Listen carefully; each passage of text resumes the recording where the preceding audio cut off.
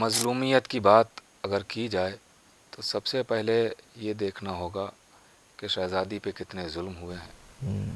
بیوی پہ کتنے مظالم ڈھائے گئے ہیں، اور کن لوگوں نے مظالم کیے ہیں، کن لوگوں نے ظلم ڈھائے ہیں۔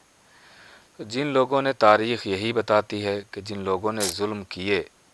وہ کوئی اور نہیں تھے بلکہ محمد رسول اللہ کہنے والے تھے۔